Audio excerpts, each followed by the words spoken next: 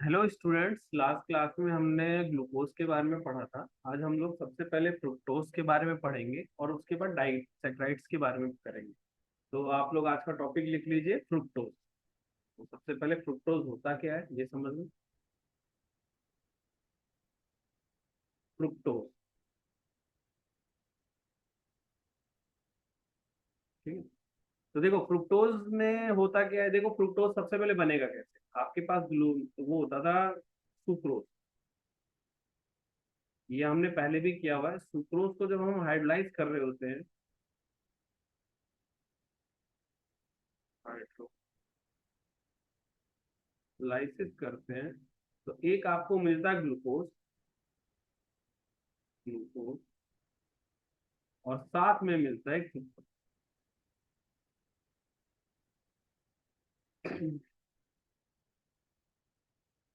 और एक मिलेगा आपको फ्रुक्टोज,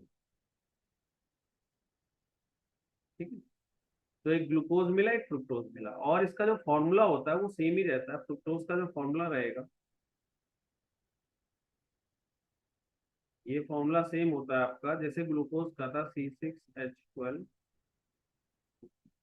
बस इसके स्ट्रक्चर में डिफरेंस होगा और ये फॉर्मूला सेम रहता है। और ये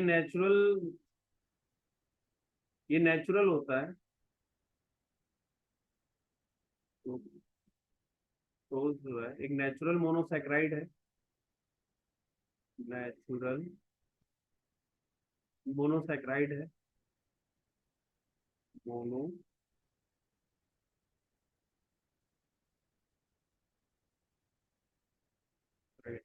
एक नेचुरल मोनोसेक्राइड है।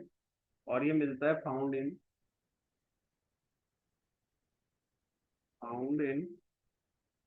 Fruit, honey and vegetables.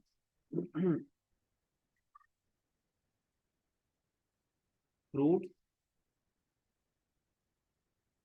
Honey and vegetables में मिलता है। एंड वेजिटेबल्स में मिलता है,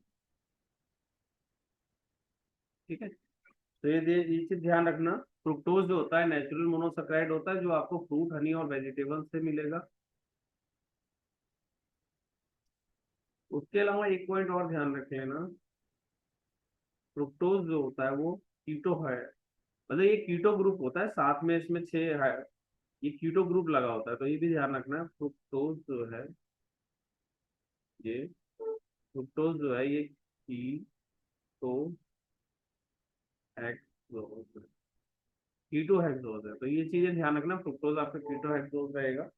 तो ये कुछ पॉइंट्स आप लिख लीजिए, फिर हम लोग इसका स्ट्रक्चर से रिलेटेड कुछ पॉइंट्स देखते हैं, ठीक है। आप इसको पहले नोट कर लो, फिर हम लोग इसकी स्ट्रक्चर से रिलेटेड कुछ पॉइंट्स देखेंगे।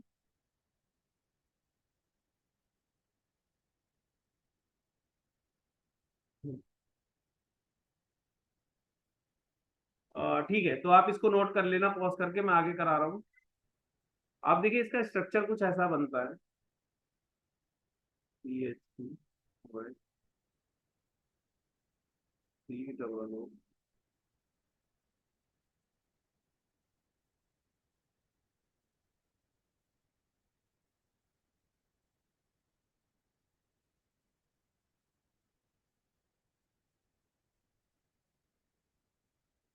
यहाँ पे आपका H आएगा, यहाँ पे H आएगा,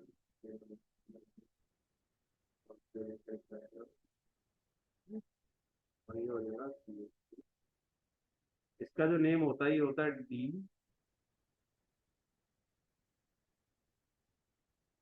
फ्रुक्टोज।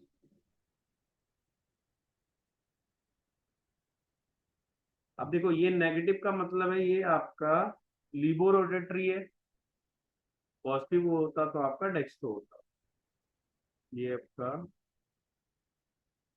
लिबो रोटेटरी है। रोटेटरी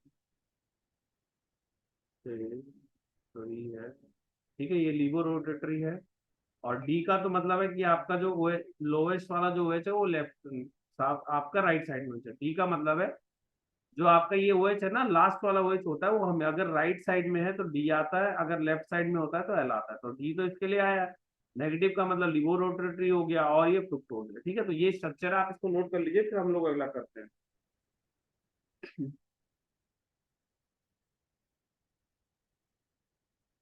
अब इसका देखो साइक्लिक फॉर्म कैसे बनेगा। जैसे इसका साइक्लिक फॉर्म फ्यूरान की तरह होता है। जैसे ये आपका फ्यूरान बना है,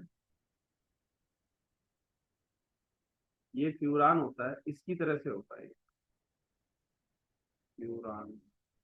इसका जो साइक्लिक स्ट्रक्चर बनता है तो फ्यूरान से होता है। और ये कैसे होता है, एडिशन, अगर इसमें हम नंबरिंग दे दें तो हाँ कुछ ऐसा बनेगा इसका। HO H2C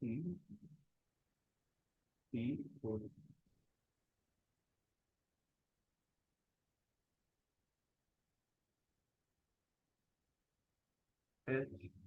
HOH।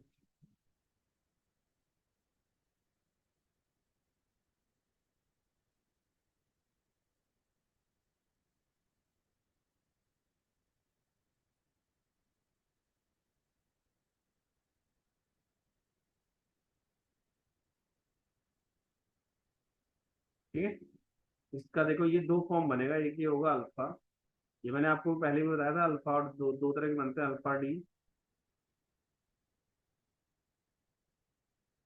फ्रुक्टो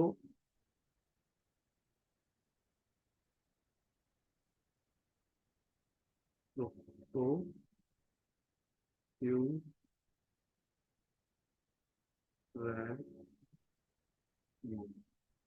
ठीक है, तो ये अल्फा डी देखो इसकी दो फॉर्म होगी फ्रुक्टोज में भी, अल्फा और बीटा। तो अल्फा ये वाला पार्ट है, डी डी का मतलब हो गया जो लास्ट वाला OH होगा और राइट साइड में होगा आपका। नेगेटिव का मतलब लिबोरोटरी हो गया। और फ्रुक्टो इसका स्ट्रक्चर फ्यूरान की जगह से तो फ्यूरोनॉल बोलते हैं। ठीक है, तो आप इतना लिख लो, फिर इसमें बाकी के स्ट्रक्चर्स बनवा देता हूँ मैं आपको।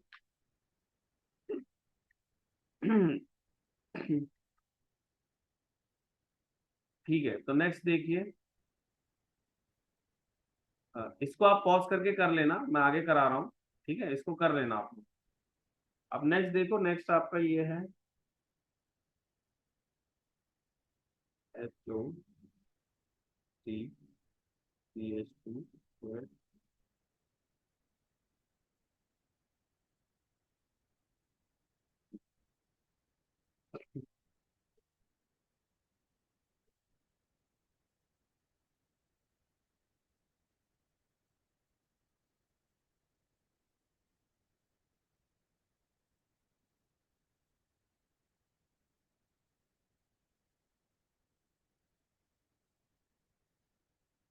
ऐसे कनेक्टेड है, और यहाँ पे है आपका CH2। ये आपका 1 है, ये आपका 2 है, ये है, ये है, और ये है। तो इसमें क्या होता है, जो जो आपका ये डी माइन, ये है आपका बीटा में डी फ्रुक्टोज।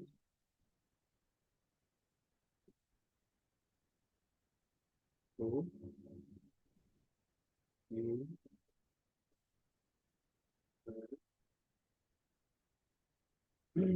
बीटा डी फ्रुक्टोफिरनोज होता है। अब इसमें ना एक चीज यहाँ पे नोट कर लो, ये बना कैसे, इसकी नंबरिंग कर देता हूँ यहाँ भी। ये 1 है, ये 2 है, ये 3 है, ये 4 है, 5 है, और ये 6 है। ठीक है, तो ये कैसे बना, एडिशन ऑफ OH एट इतना टू का इतना टू। ये जो आपका बनता है ना डी, ये यहाँ पे नोट कर लो, D.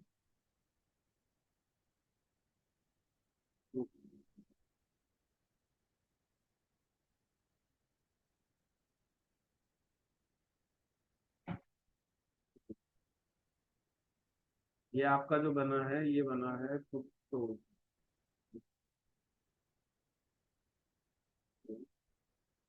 Bye addition of, by the addition, addition of, by the addition of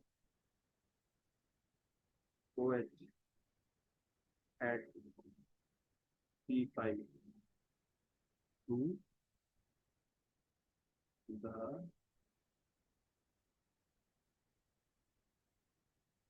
ketone।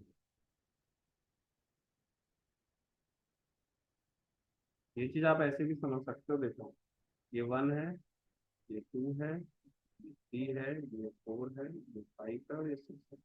तो इसका जो OH ग्रुप है इससे जाके अटैच्ड होगा तो ये स्ट्रक्चर बनेगा। और ठीक है, जैसे ये जो आपका सी ग्रुप है, यहाँ पर आपका ये वाला C5 वाला जाके अटैच्ड होता है, जिससे आपका ये ग्रुप बनता है। ये वाला ग्रुप यहाँ जाके अटैच्ड होगा तो आपका ये फाइनल स्ट्रक्चर बनता है। तो ये ध्यान रख लेना, अल्फा डी माइनस फ्रुक्टोफ्रूनोज जो बना है उसमें क्या हुआ, ये जो आपका कीटोन ग्रुप है ये अटैच हुआ है C5 से। ठीक है, तो ये बना है। आप इसको नोट कर लीजिए, फिर हम लोग अगला करते हैं। इसको नोट कर लो जल्दी से।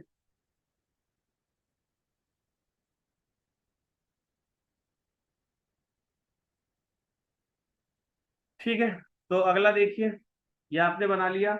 अब यहाँ पे ना एक चीज लिखता है तो आप लिख सकते हो, जो आपका फ्यूरॉन है, वो फ्यूरॉन जो बना है आपका, ठीक है, फ्यूरॉन जो है आपका, फ्यूरा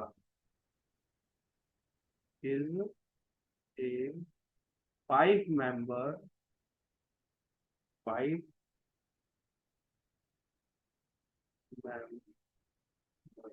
member cyclic cyclic compound found with 1 oxygen and 4 carbon, with 1 oxygen and 4 carbon and 4 carbon.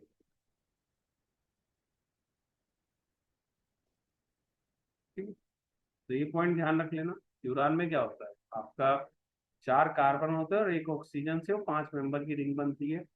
अब ये देखो, ये फ्यूरान एक्चुअल में बनेगा कैसे, तो ये इसका स्ट्रक्चर देख लो, ये बार बार आपको यूज होगा तो मैं बना दे रहा हूँ यहाँ पे।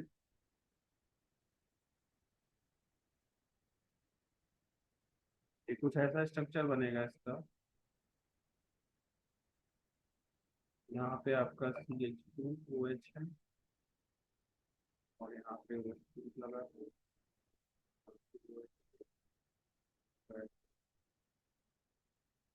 CH है।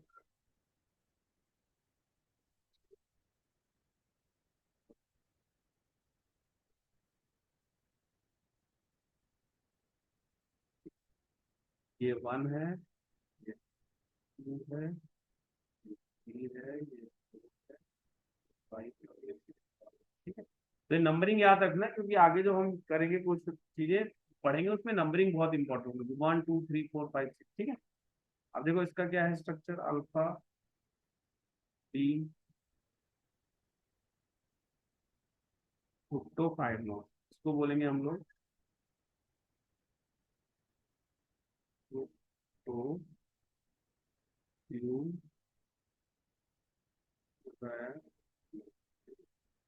फ्रुक्टोफिनोस।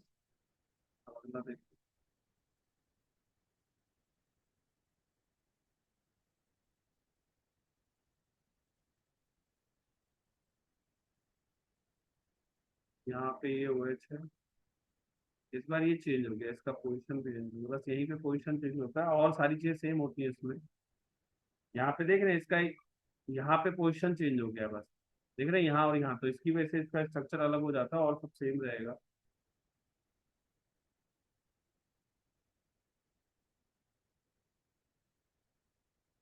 OH, H2, ये H2 लिखा है, थोड़ा सा इसको सही से पढ़ना।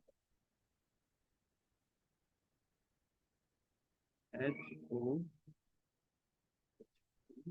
ठीक है, तो यहाँ पे भी नंबरिंग आप कर सकते हो, 1 2 3 4 5 6। ठीक है, और इसकी जो नेम होगा इसका हो जाएगा बीटा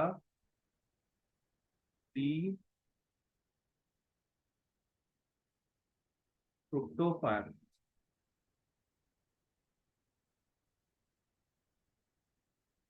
तो यू ठीक है, बीटा डी फ्रुक्टोफेरिनोस। तो ये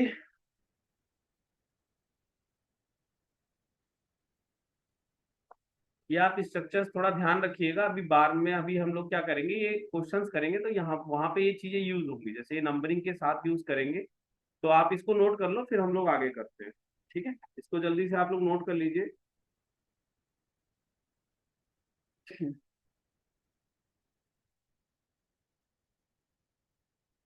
हम्म,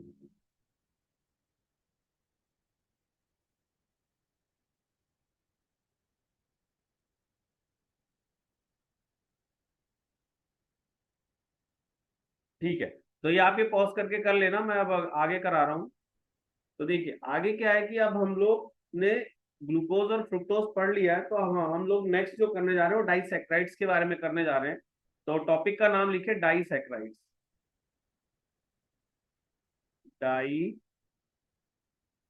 डाइसैक्राइड्स,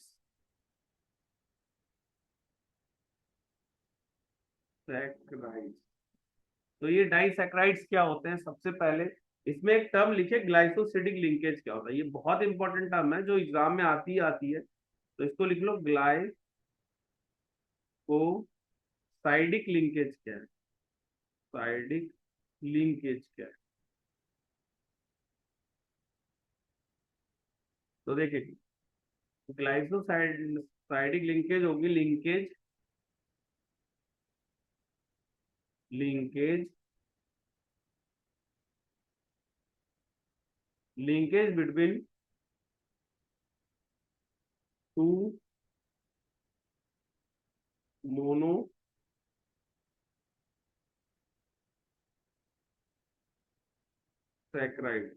linkage between two monosaccharide unit units through oxygen atom, through oxygen atom is called glycosidic linkage, glycosidic linkage. ठीक है, लिंकेज। तो देखिए यहाँ पे ध्यान रखना है आपको कि ग्लाइकोसाइडिक लिंकेज क्या होता है। तो ग्लाइकोसाइडिक लिंकेज होगा दो मोनोसैक्राइड यूनिट्स आपस में ऑक्सीजन के थ्रू जब लिंक होंगी, linkage between two monosaccharide unit through oxygen atom is called glycosidic linkage. तो ये आप ध्यान रखना। अब क्या होगा, उसके बाद नेक्स्ट टर्म लिखिए, नॉन रिड्यूसिंग शुगर क्या होता है, नॉन रिड्यूसिंग शुगर क्या होगा, reducing sugar.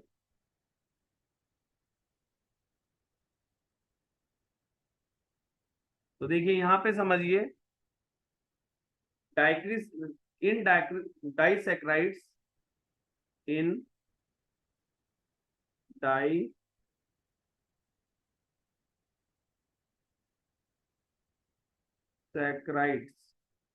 In disaccharides if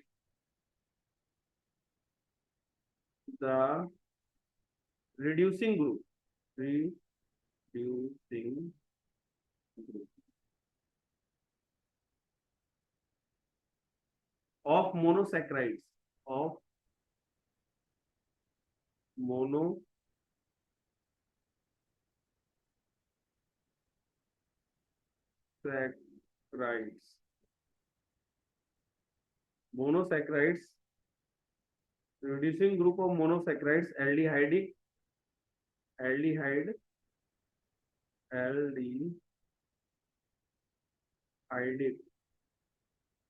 और ketonic group tonic group are bonded are bonded. ठीक है, देखो नॉन रिड्यूसिंग शुगर आप किसको बोलोगे, डाइसैकेराइड में दो मोनोसैकेराइड यूनिट आपस में अटैच्ड होंगी। जो दो मोनोसैकेराइड आपस में अटैच्ड होंगी, अब आपने देखा होगा मोनोसैकेराइड का मतलब है ग्लूकोज या फ्रुक्टोज। तो ग्लूकोज और फ्रुक्टोज में आपने देखा था, या तो आपको एल्डिहाइड ग्रुप दिख रहा था ग्लूकोज में, और कीटोन ग्रुप आपको देख रहा था फ्रुक्टोज में। अगर वो डायरेक्टली बॉन्डेड हो रहा है ना ग्लाइकोसिडिक लिंकेज में, तो फिर वो नॉन रिड्यूसिंग शुगर कहलाएगा। मतलब नॉन रिड्यूसिंग शुगर वो कब होगा, जब मोनोसैकेराइड यूनिट में जो एल्डिहाइड ग्रुप और कीटोन ग्रुप है वो बॉन्डिंग में यूज हो जाएगा। If disaccharide in disaccharide if reducing group of monosaccharide are bonded, मतलब एल्डिहाइड ग्रुप और कीटोन ग्रुप अगर बॉन्डिंग में यूज हो रहे हैं, तब वो आपके नॉन रिड्यूसिंग शुगर कहलाएंगे, जिसका एग्जांपल है सुक्रोज। ठीक है, सुक्रोज। तो आप ये नोट कर लीजिए, फिर हम लोग अगला करते हैं। फिर उसके बाद रिड्यूसिंग शुगर के बारे में लिखिए।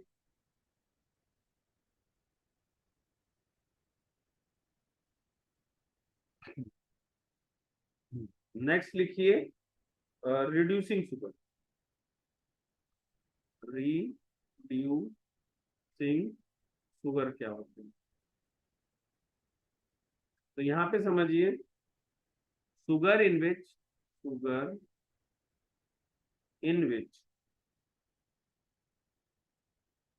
विच एल्डिहाइड और ketone group, aldehyde L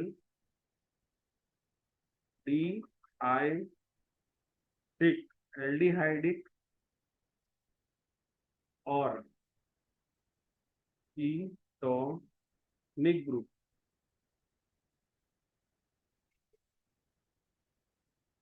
ketonic group are free. ठीक है। रिड्यूसिंग शुगर में क्या होता है, sugar in which aldehydic and ketonic group are free, इसमें फ्री होते हैं। और इसका एग्जांपल हो जाएगा आपका, इसका एग्जांपल है माल्टोस, माल्टोस एंड लैक्टोस। लैक तो आप नोट कर लीजिए, माल्टोस और लैक्टोस इसका एग्जांपल है रिड्यूसिंग शुगर का। अब एक एक करके हम लोग अलग अलग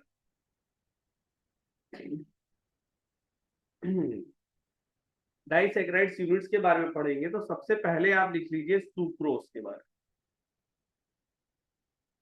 ठीक है, तो सबसे पहले आप लिखिए सुक्रोज। पहला जो हम पढ़ने जा रहे हैं वो सुक्रोज। सू तो देखो सुक्रोज में क्या होता है, ये आपको पहले ही पता है कि सुक्रोज आपका, अगर आप हाइड्रोलाइज करोगे, हम्म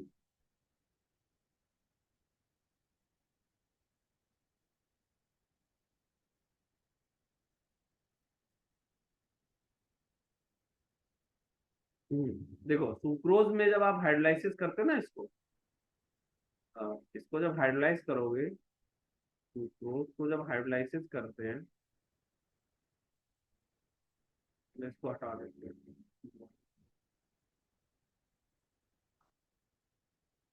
जब आप सुक्रोज को हाइड्रोलाइज करोगे,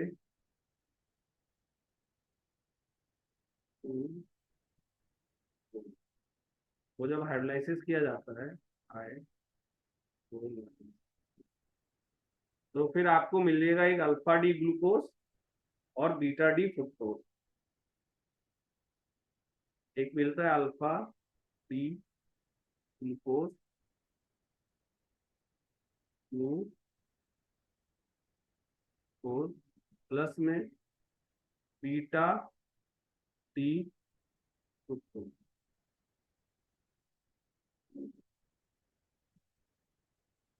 ठीक है, अल्फा डी ग्लूकोज और बीटा डी फ्रुक्टोज मिला। अब यहाँ पे ना कुछ पॉइंट आप ध्यान रखिएगा। हाइड्रोलाइसिस इसका स्ट्रक्चर मैं अभी आपको एनसीईआरटी से दिखाऊंगा, उसको मैं बना नहीं रहा हूँ। बट अभी यहाँ पे कुछ पॉइंट समझिए।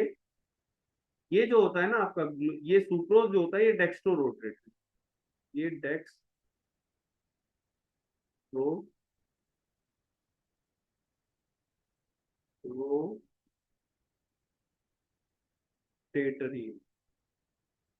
ठीक है, ये जो है डेक्स्ट्रो रोटेटरी है।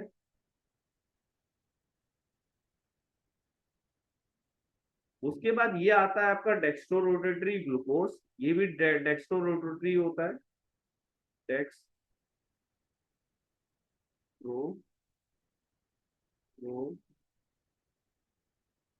रोटेटरी होता है। और ये आपका जो होता है ये लीबो रोटेटरी होता है, लीबो रोटेटरी,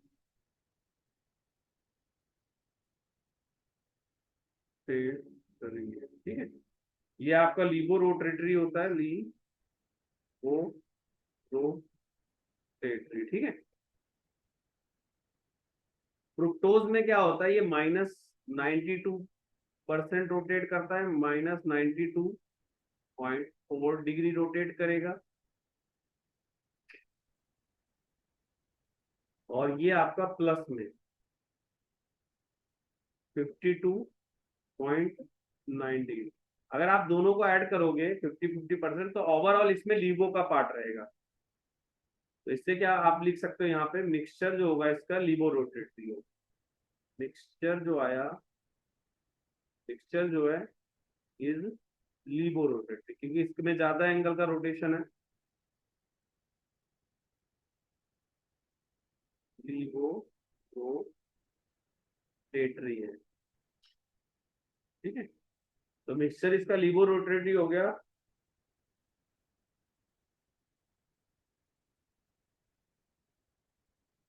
अब एक चीज देख रहे हो, ये डेक्स्ट्रो से लीवो बना, तो यहाँ पे इसके साइन में चेंज हुआ, जिसकी वजह से ये इन्वर्ट शुगर कहलाता है। यहाँ पे आप ये चीज लिख ले सकते, इसको पहले नोट कर लो, फिर मैं ये चीज नेक्स्ट पेज पे लिखा देता हूँ। आप इसको पहले नोट कर लीजिए, फिर इसका नेक्स्ट पेज पे मैं लिखा देता हूँ। ये ध्यान रखना होता है, अल्फा डी ग्लूकोज और बीटा डी फ्रुक्टोज आता है इसमें।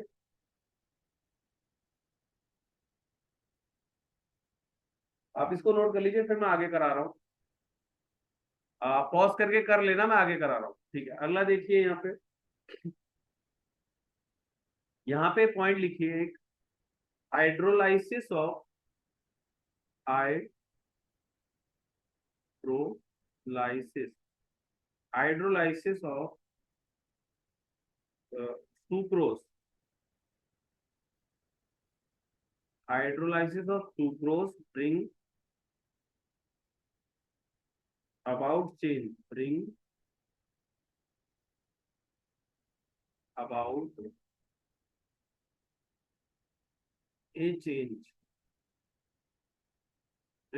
a change in the sign of rotation, sign of rotation, sign of rotation from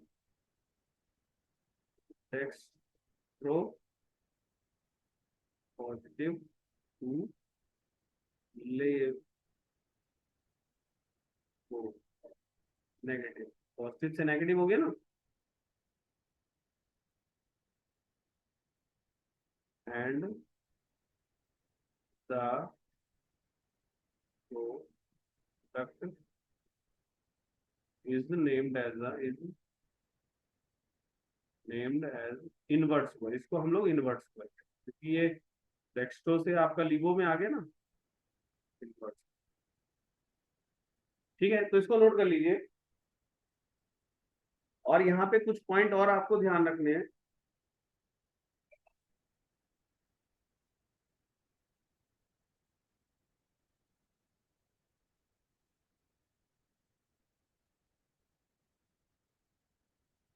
यहाँ पे ध्यान रखिएगा कि ये आपका नॉन रिड्यूसिंग शुगर कहलाएगा। ये नॉन रिड्यूसिंग होता है, नॉन रिड्यूसिंग शुगर होता है, रिड्यूसिंग शुगर होता है। और इसमें जो लिंकेज होता है, ग्लाइकोसिडिक लिंकेज होता है, ग्लाइकोसाइडिक लिंकेज जो होगा, साइडिक linkage between C1 of alpha T glucose है, ग्लूकोज है,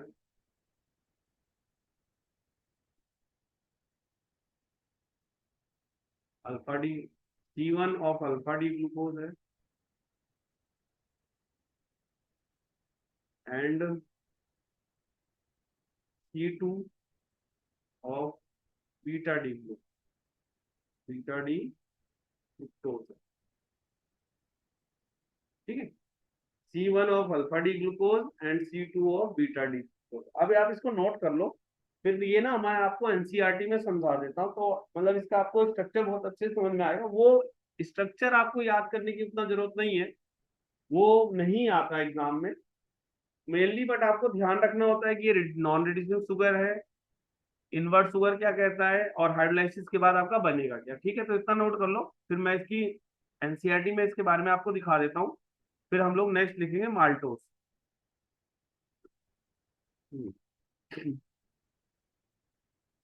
ठीक है, तो इसको आप नोट कर लीजिएगा, मैं अब एनसीईआरटी ओपन कर रहा हूँ और आपको सम दिखा देता हूँ इसके बारे में जो भी है।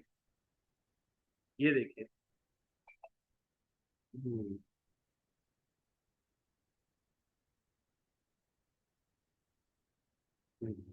तो ये वाला स्ट्रक्चर जरा देखिए, आप लोग एनालाइज करिए।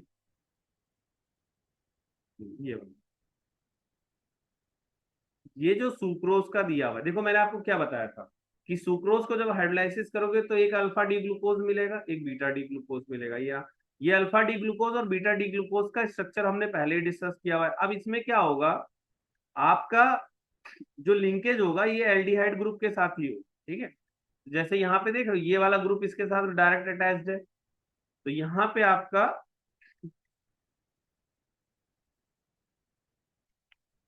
एल्डिहाइड ग्रुप आता है जो अटैच्ड है। अगर आप स्ट्रक्चर देखो और इसमें देख रहे हो C1 आपका अल्फा डी ग्लूकोज का यूज हो रहा है और C2 आपका बीटा डी ग्लूकोज फ्रुक्टोज का यूज हो रहा है। मैं बोला था ना C1 अल्फा डी ग्लूकोज का और C2 of beta D fructose का। और ये आपका ये ग्लाइकोसिडिक लिंकेज का मतलब वही होता है, ये दो मोनोसेक्राइड यूनिट है, एक ये वाली और ये दोनों monosaccharide unit through oxygen linkage है, इसको कहते हैं हम लोग ग्लाइकोसिडिक लिंकेज। ठीक है, तो ये पॉइंट आपको ध्यान रखना है। तो ये देखिए इसमें क्या है, सुक्रोज का आपके पास एक alpha D glucose beta D glucose है, अल्फा डी का C1 है और बीटा डी का C2 है, और ये थ्रू ऑक्सीजन लिंकेज है, लेकिन यहाँ पे जो लिंकेज है वो एल्डिहाइड ग्रुप के साथ ही लिंकेज है डायरेक्ट। इसलिए क्या होगा, इसमें आपका एल्डिहाइड ग्रुप फ्री नहीं है। ठीक है, तो जिसकी वजह से ये नॉन रिड्यूसिंग शुगर कहलाएगा। जैसे यहाँ पे देखोगे तो ये एल्डिहाइड ग्रुप आपका फ्री नहीं है, डायरेक्ट लिंकेज उसी के साथ हो गया। तो इसलिए क्या होगा कि यहाँ पे आपको आ, ये रिड्यूसिंग शुगर कहलाएगा, इसीलिए नॉन रिड्यूसिंग शुगर कहलाता है। ठीक है, तो ये चीज आप नोट कर लीजिए, C1 alpha D glucose, C2 beta D glucose. ठीक है, तो ये आप कर लीजिए, फिर मैं अगला करा रहा हूँ।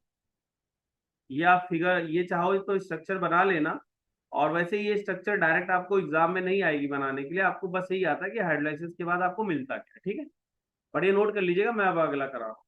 चलिए,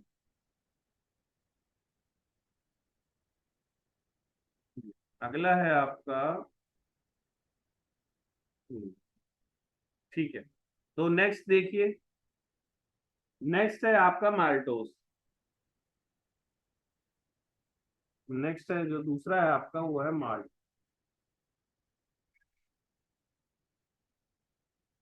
माल्ट। ठीक है, तो माल्टोज में देखिए यहाँ पे जो क्या होता है, ये दो चीजों से बनता है।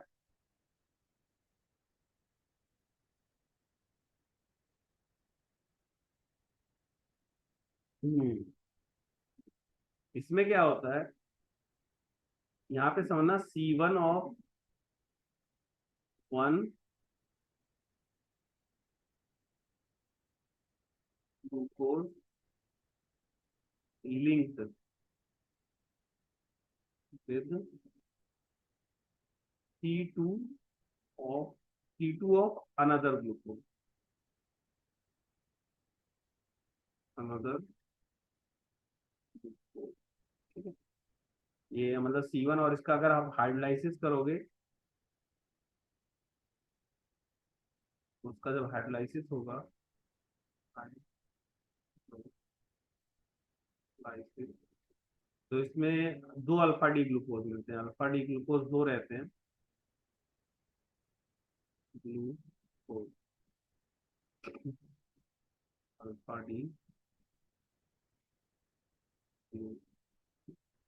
दो अल्फा डी ग्लूकोज होते हैं। और ये आपका रिड्यूसिंग शुगर कहलाता है, क्योंकि इसमें आपको, ये आपका रिड्यूसिंग शुगर भी होता है, ठीक है, क्योंकि इसमें एल्डिहाइड ग्रुप आपका फ्री होता है।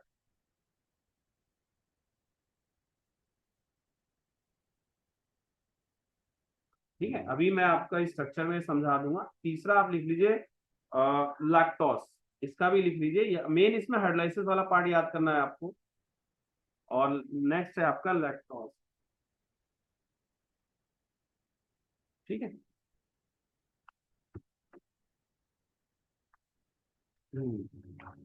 तो लैक्टोज में लिखिए, देखिए लैक्टोज में क्या है आपका, ये मिल्क में फाउंड होगा, फाउंड इन मिल्क।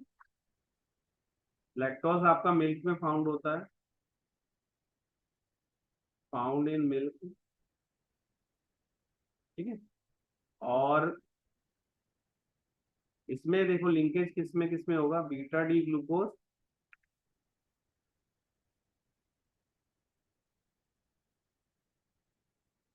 ये भी आपका रिड्यूसिंग शुगर कहलाता है, रिड्यूसिंग शुगर कहलाएगा।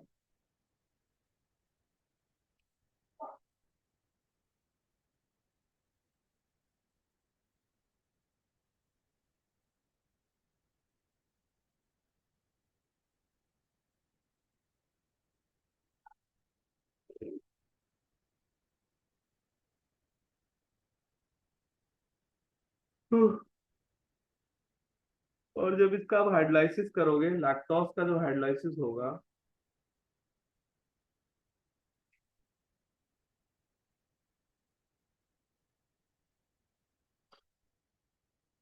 जब इसका हाइड्रोलाइसिस होता है तो आपको मिलता है बीटा डी ग्लैक्टोज और बीटा डी ग्लूकोज। इसमें लिंकेज C1 और C4 से। बीटा डी क्या है, लैक्टोज, जो C1 पे है, और बीटा डी ग्लूकोज,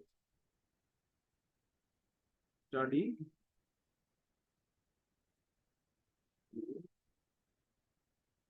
ठीक है, ये C4। ठीक है। तो ये ध्यान, मेन आपको इसमें हाइड्रोलाइसिस वाला पार्ट याद रखना है, मिल्क में होता है, रिड्यूसिंग शुगर होता है। तो ये कुछ पॉइंट्स आप याद कर लो, फिर मैं इसको अभी आपको एनसीईआरटी से इसका स्ट्रक्चर दिखा देता हूँ। स्ट्रक्चर इतना इंपॉर्टेंट नहीं है जो आपको रटना है, मेन आपको ये ध्यान रखना है C1 और C4 पे है, ग्लाइकोसिडिक लिंकेज होता है। हाइड्रोलाइसिस से क्या मिलता है आपको, लैक्टोज की हाइड्रोलाइसिस से आपको आएगा क्या। ठीक है, तो आप इसको नोट कर लीजिए, फिर मैं आपको एनसीईआरटी में दिखाता हूँ।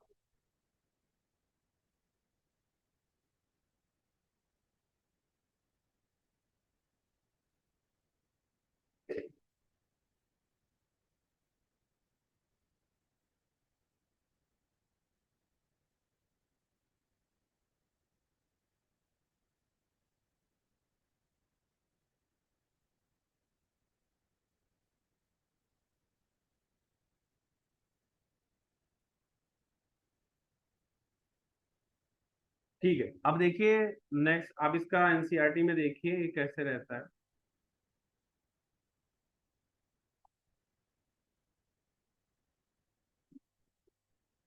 तो ये देखिए सुक्रोज तो मैंने आपको समझा दिया था, देखिए माल्टोज।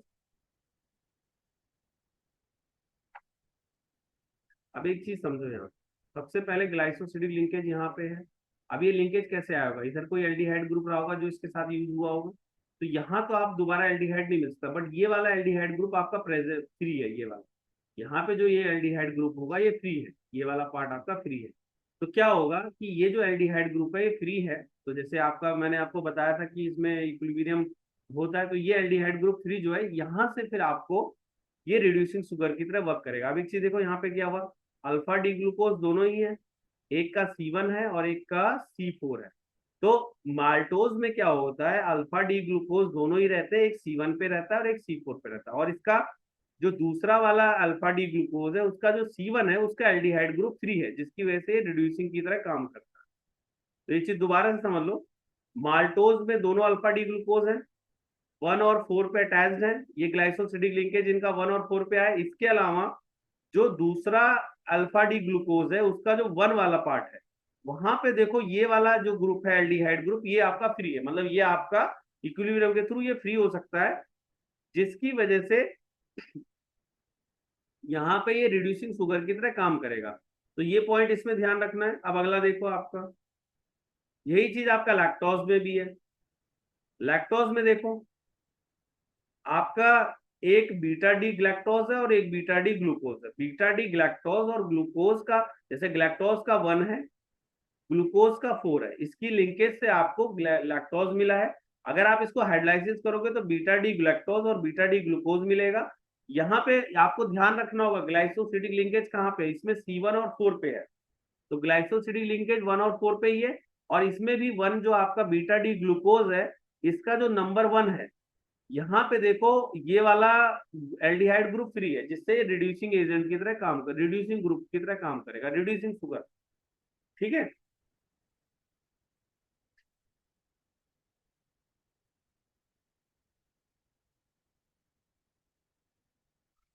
ठीक है। तो ये भी आप पॉइंट ध्यान रखना, लैक्टोज में बीटा डी ग्लैक्टोज और बीटा डी ग्लूकोज है, 1 और 4 पे ग्लाइकोसिडिक लिंकेज है, ये पॉइंट ध्यान रखना है।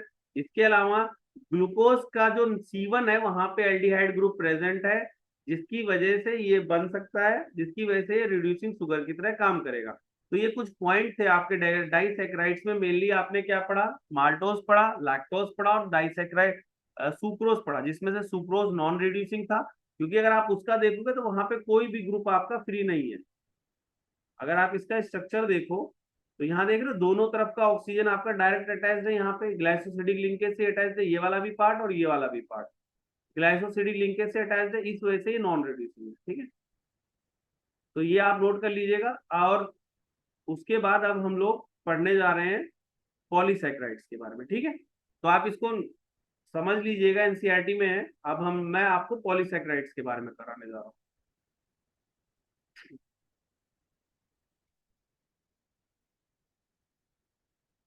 हाँ ठीक है, तो नेक्स्ट लिखिए आपका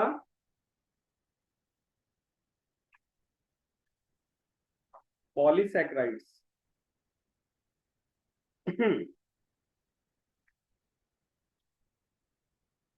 हम्म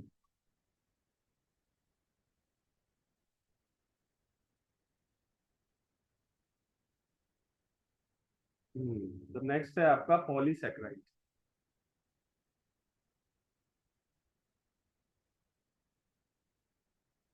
polysaccharide,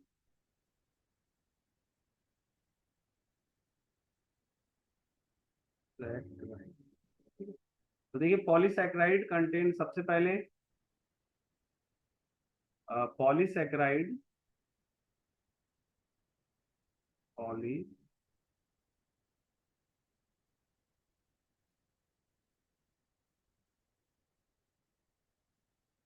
contain a large number of large large number of monosaccharide units, mono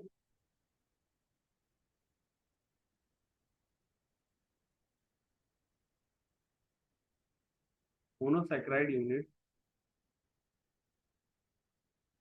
joined together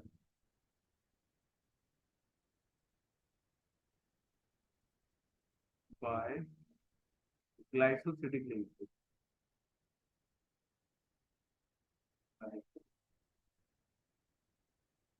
glycosidic linkage।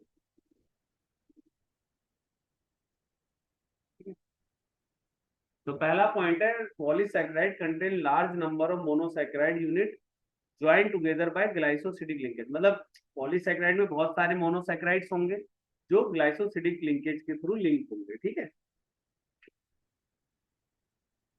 अब इसमें ना डिफरेंट डिफरेंट पॉलीसैकेराइड्स हैं, जिसमें हम सबसे पहले स्टार्च के बारे में पढ़ने जा रहे हैं। पहला जो पढ़ेंगे वो स्टार्च।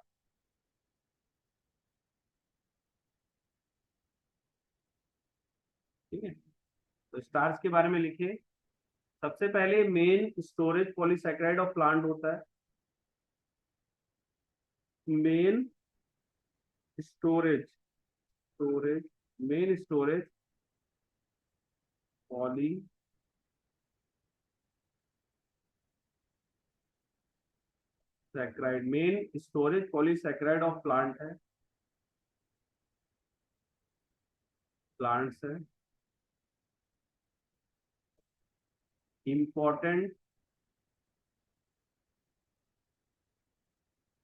इम्पोर्टेंट डाइटरी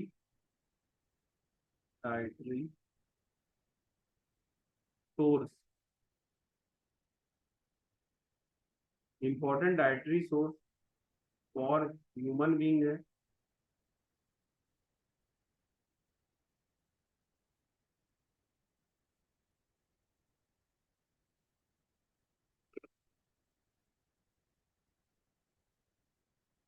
उसके अलावा एक पॉइंट और लिख लो, high content starch is content. किसमें ज्यादा स्टार्च होता है? स्टार्च इन ट्रेल्स,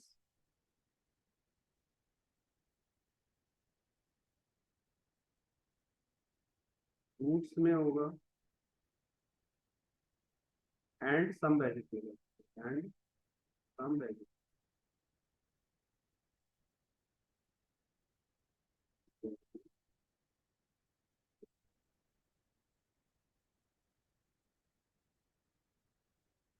ठीक है, तो ये आप लिख लीजिए। इसमें फिर एक चीज और लिख लीजिए, it is a polymer of alpha glucose.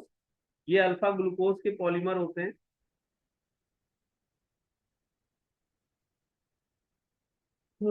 आप इस पे नेक्स्ट लिखिए, ये it is a polymer poly it is a polymer of alpha glucose of alpha glucose. ये पॉलीमर है अल्फा ग्लूकोज का। ठीक है, एंड इसमें दो कंपोनेंट होते हैं, कंसिस्ट ऑफ टू कंपोनेंट। इसमें दो कंपोनेंट होंगे, टू कंपोनेंट।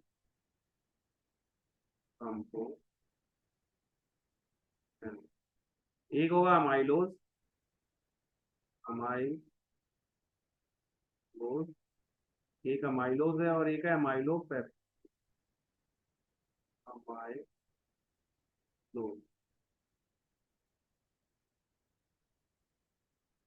पेस्टिन।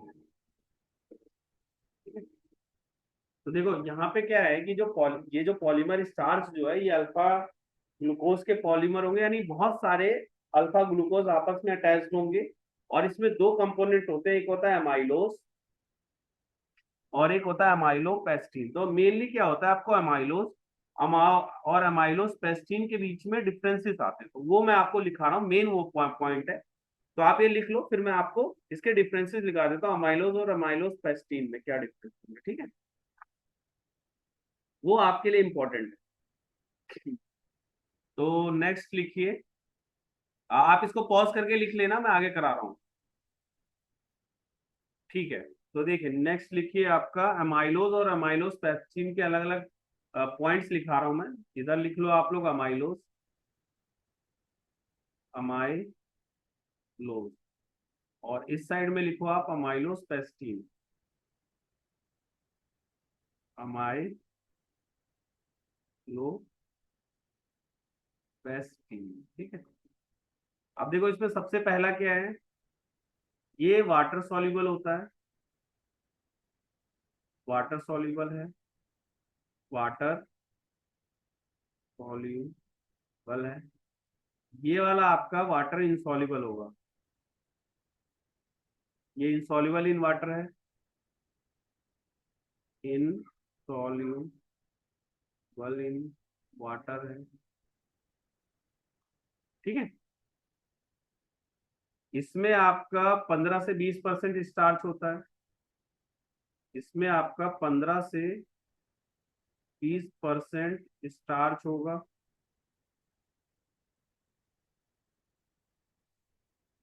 और इसमें आपका होगा 80 से 85% स्टार्च, 82 85% स्टार्च है इसमें। ठीक है, ये अनब्रांच्ड चेन होगी, ये लॉन्ग, ये अनब्रांच चेन होती है, इसमें अनब्रांच्ड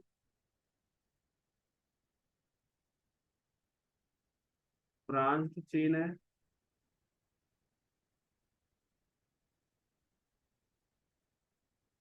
ये आपकी अनब्रांच चेन है, ठीक है। और यहाँ पे आपको होता है ब्रांच चेन होती है, इसमें ब्रांच चेन होगी, ब्रांच चेन है, ठीक है।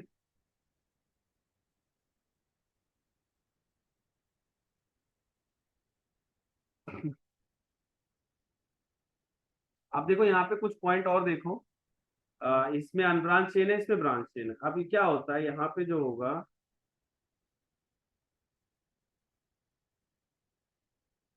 इसमें अल्फा डी ग्लूकोज होगा held together by C1 and C4 glycosidic linkage. Alpha D positive glucose held held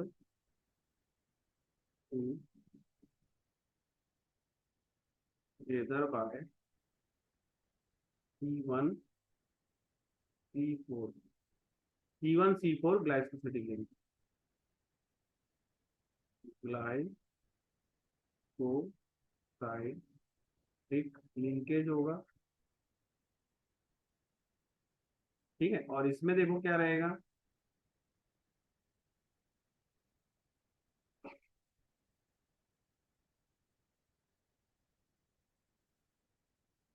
इसमें क्या होगा, अल्फा डी ग्लूकोज चेन जो होगी, आपकी जो चेन बनेगी, chain by formed by C1 C4 glycosidic linkage, glycosidic linkage in alpha D glucose, in alpha D glucose, ठीक है। और branch formed at branching formed at C1 C6 glycosidic linkage, glycosidic linkage of alpha D, ठीक है। तो ये सारे point आप note कर लीजिए, फिर मैं इसका स्ट्रक्चर आपको एनसीईआरटी से दिखा देता हूँ, वो आपको याद नहीं करना है। मेनली तो आपको यही ध्यान रखना है अमाइलोज में क्या होता है, अमाइलोज पेस्टीन में क्या होता है, और वो सिर्फ आपको अंडरस्टैंडिंग के लिए मैं समझा दूंगा कैसे हुआ है, बट आप इसको पहले नोट कर लो, फिर मैं दिखाता हूँ।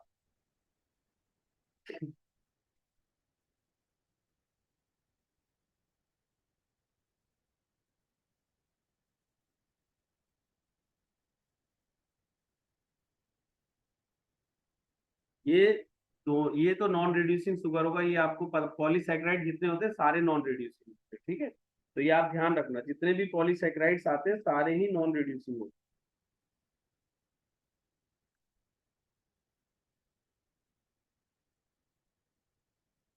ठीक है। तो ये आप नोट कर लेना पॉज करके, मैं अब आपको एनसीईआरटी में इसका स्ट्रक्चर समझा रहा हूँ। तो देखो इसके पॉलीसैकेराइड में देखो, एक सबसे पहले अमाइलोज का स्ट्रक्चर देखो। मैंने बोला ना अल्फा डी ग्लूकोज में क्या हुआ, 1 और 4 पे लिंकेज होगा, तो ये अल्फा डी ग्लूकोज ही है सारे, इनके देखो 1 और 4 पे लिंकेज है ना, तो ये ऐसे चेन, और ये सिर्फ चेन होगा आपका, इसमें कोई ब्रांच नहीं होता। अमाइलोज में क्या था, C1 C4 alpha D glucose, और ये अनब्रांच अनब्रांच, ठीक है। तो ये अनब्रांच्ड है, C1 और C4 का अल्फा डी ग्लूकोज है। तो ये हो गया अमाइलोज। अब अगला देखो अमाइलोज पेस्टीन, यहाँ पे आपको ब्रांचिंग मिलेगी। अमाइलोज पेस्टीन में देखो C1 और C4 पे चेन बन रही है, और 1 और 6 पे आपको 1 6 पे आपको ये ब्रांच बनेगी। देखो यहाँ पे लिखा हुआ है ना, अल्फा डी ग्लूकोज है, अल्फा लिंकेज है, और ये आपका ब्रांचिंग है, ब्रांच एट C1 और C6 पे आपका ब्रांच बना, और अल्फा लिंकेज कहाँ पे हुआ, 1 और 4 पे, ठीक है। तो ये अमाइलोज पेस्टीन का ग्राफ स्ट्रक्चर है, दोनों में ही अल्फा डी ग्लूकोज यूज हुआ है, अल्फा डी ग्लूकोज, बट 1 और 4 पे आपकी चेन बनी हुई है। ये 1 4 1 4 देखो ना, ये सब चेन है, और 1 और 6 के बीच में 1 और 6 के बीच में ब्रांचिंग भी आई है, ठीक है।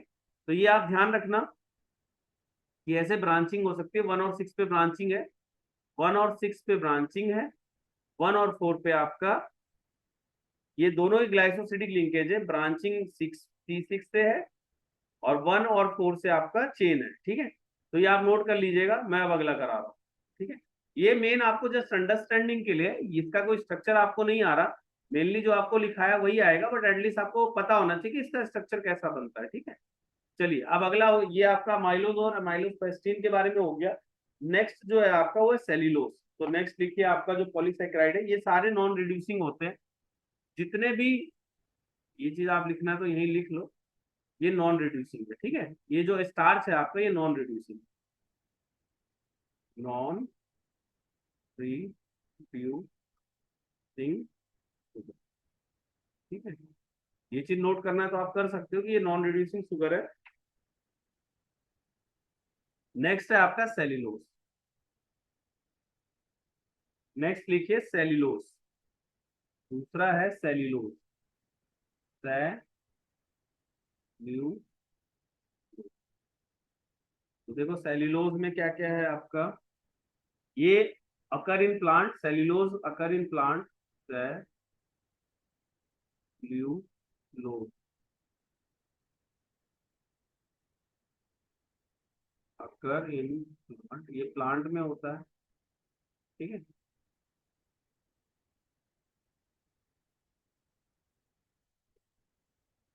ये स्ट्रेट चेन पॉलीमर है,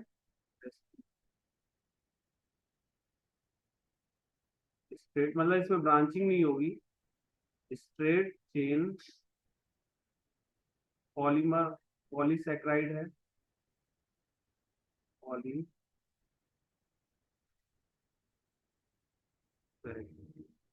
है, ये स्ट्रेट चेन पॉलीमर पॉलीसेक्राइड है।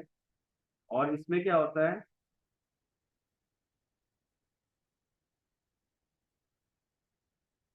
ये ग्लाइकोसिडिक लिंकेज जो होगा इसमें, ग्लाइकोसिडिक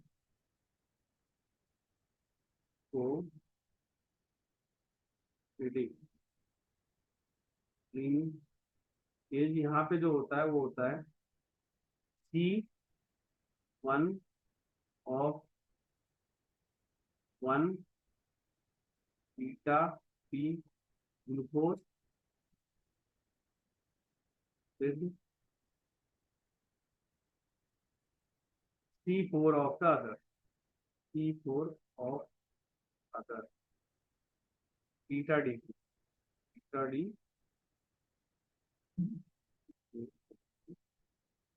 तो ये आप ध्यान रखिएगा, ये भी आपका नॉन रिड्यूसिंग होगा, ये भी आपका नॉन रिड्यूसिंग है। तो ये सारे पॉइंट आप लिख लीजिए, फिर इसका भी स्ट्रक्चर आपको दिखा देता हूँ। मेनली आपको ध्यान रखना है, ग्लूकोज सेल्यूलोज में आपको बीटा डी ग्लूकोज यूज हो रहा है, स्टार्च में अल्फा डी ग्लूकोज यूज हो रहा है, सेल्यूलोज में C1 और 4 के बीच में ही ग्लाइकोसिडिक लिंकेज है। एक चीज आपने नोट करी कि ज्यादातर में C1 और 4 के बीच में ही ग्लाइकोसिडिक लिंकेज आया है, ठीक है। अगर जो चेन होती है उसमें स्ट्रेट चेन में हमेशा C1 और 4 के बीच में ही ग्लाइकोसिडिक लिंकेज है, ठीक है। तो आप ये नोट कर लीजिए, फिर इसमें नेक्स्ट पॉइंट करा देता हूँ आपको।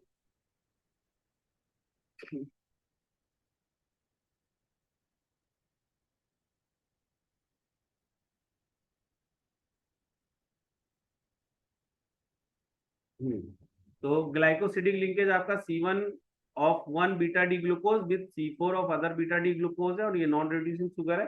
तो आप ये नोट कर लीजिए, फिर मैं अगला करा।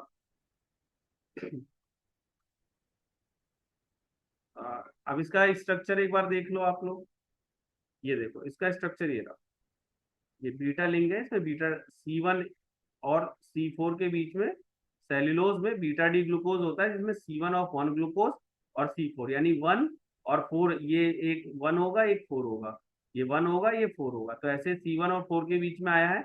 और ये आपका बीटा डी ग्लूकोज है, बीटा डी ग्लूकोज, ठीक है। तो ये पॉइंट आप लिख लीजिए, फिर हम लोग आगे करेंगे। बीटा डी ग्लूकोज होता है जिसके बीच में लिंकेज आता है, ठीक है। बीटा डी ग्लूकोज है, ठीक है। तो आप ये नोट कर लो, फिर हम लोग आगे करें, ठीक है। तो सेल्यूलोज में बीटा डी ग्लूकोज पे आएगा, आप ये नोट कर लो, फिर मैं आगे करा। अब नेक्स्ट है आपका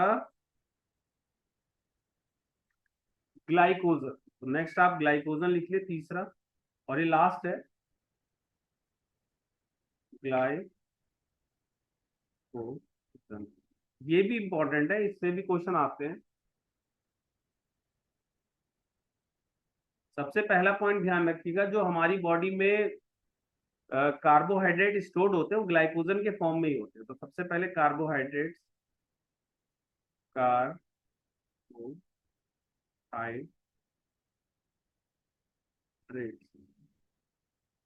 आर stored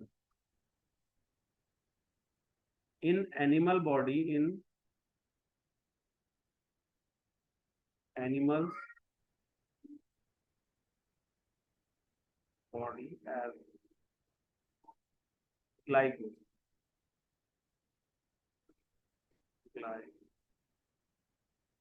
ठीक है।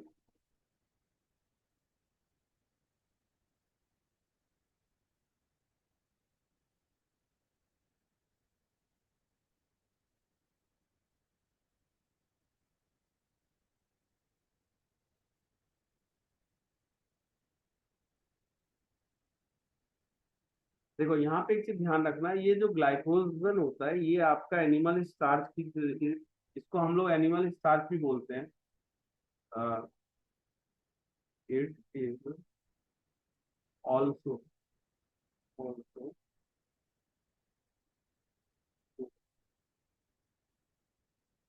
Known as animal starch, animal starch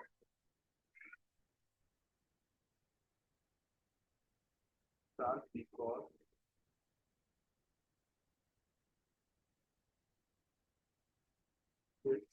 structure, क्योंकि इसका स्ट्रक्चर जो होगा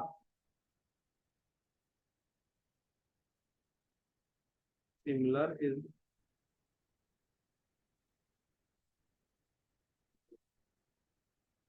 टू, इसका स्ट्रक्चर सिमिलर टू अमाइलो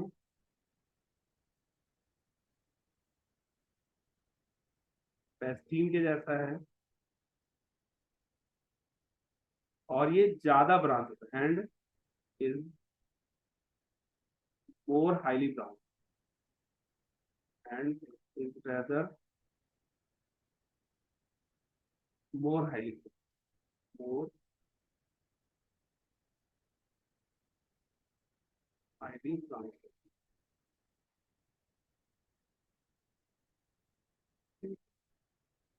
तो देखो ग्लाइकोजन जो होता है हमारी बॉडी में, जो कार्बोहाइड्रेट स्टोर होता है वो ग्लाइकोजन के फॉर्म में होता है।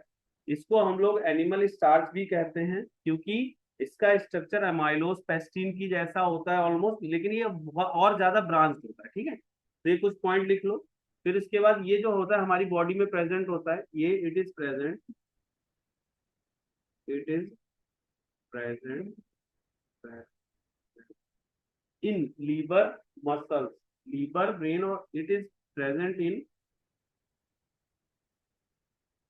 ये ये इस पे क्वेश्चन ऑलरेडी आया है कि हमारे लीवर में कौन सा कार्बोहाइड्रेट होता है, तो ग्लाइकोजन था। लीवर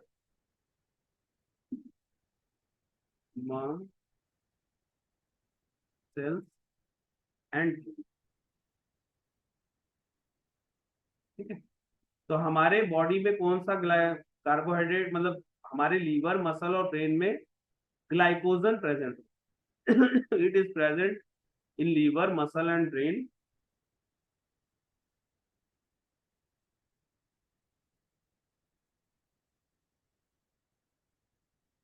एक चीज और लिख लेना, ग्लाइकोजन जो है आपका ईस्ट और फंगी में भी फाउंड होता है। Glycogen, glycogen found in east and fungi, east और फंगी में भी फाउंड, ईस्ट एंड फंगी। ठीक है, तो ये कुछ पॉइंट्स हैं जो आप नोट कर लीजिए ग्लाइकोजन से रिलेटेड कि हमारी बॉडी में जो कार्बोहाइड्रेट स्टोर होता है ग्लाइकोजन के फॉर्म में होता है। इसको हम, इसका स्ट्रक्चर अमाइलो पेस्टीन के सिमिलर होता है, लेकिन इसमें ज्यादा ब्रांचिंग होगी। और ये हमारे लीवर, मसल और ब्रेन में प्रेजेंट होता है, और ये ईस्ट और फंगी में भी होता है। ग्लाइकोजन आपका ईस्ट और फंगी में भी होता है, लीवर, मसल और ब्रेन में भी होता है। तो ये सारे पॉइंट्स आप नोट कर लीजिए। तो आज हमने कार्बोहाइड्रेट वाला पार्ट खत्म कर लिया है। नेक्स्ट क्लास से हम लोग प्रोटीन से स्टार्ट करेंगे। तो पॉज करके आप लोग इसको नोट कर लेना, ठीक है। तो फिर मैं इसको अब आज क्लास एंड कर रहा हूँ। चलिए, थैंक यू। आप इसको पॉज करके नोट कर लेना।